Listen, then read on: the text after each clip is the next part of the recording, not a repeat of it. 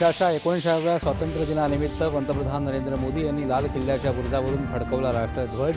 तिन्ही सैन्य दलांची पंतप्रधानांना मानवंदना। अणुबॉम्बच्या धमक्यांना भारत भीक घालत नाही। देश यापुढे अण्वस्त्र असल्याचं ब्लॅकमेलिंग खपवून घेणार नाही।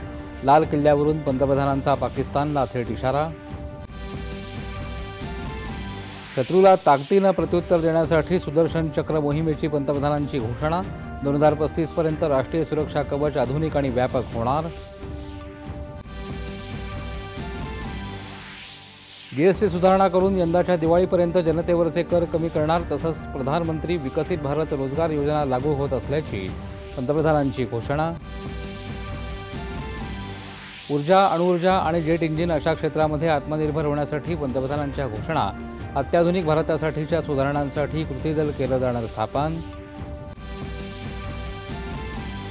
राज्यात मुख्य शासकीय सोहळ्यात मुख्यमंत्री देवेंद्र फडणवीस यांच्या हस्ते मंत्रालयात झेंडावंदन।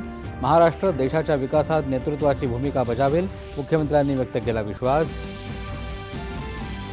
उपमुख्यमंत्री एकनाथ शिंदे यांच्या हस्ते ठाण्यात तर उपमुख्यमंत्री अजित पवार यांनी बीडमध्ये ध्वजारोहण केलं। विविध जिल्ह्यांमध्ये पालकमंत्र्यांनी फडकवला झेंडा। डोनाल्ड ट्रम्प आणि व्लादिमीर पुतिन यांच्यात आज रात्री अलास्का इथं चर्चा। रशिया युक्रेन संघर्ष संपण्याच्या अपेक्षेनं संपूर्ण जगाचं या चर्चेकडे लक्ष।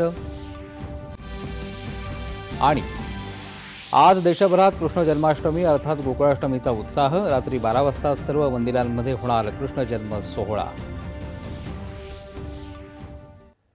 नमस्कार, 9:30च्या बातमीपत्र